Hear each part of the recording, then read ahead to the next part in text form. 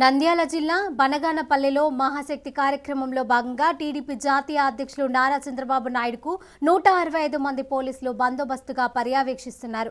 ఆయన బస చేసే bullet proof bus JMR function hall వద్ద ప్రత్యేక బందోబస్తు ఏర్పాటు చేశారు.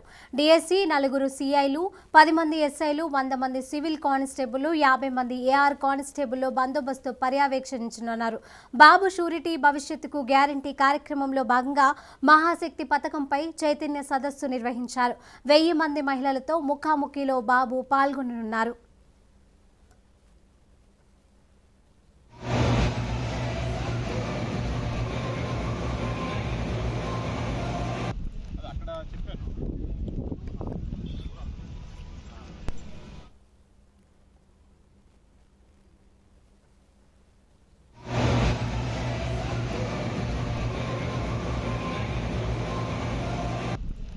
చెప్పాను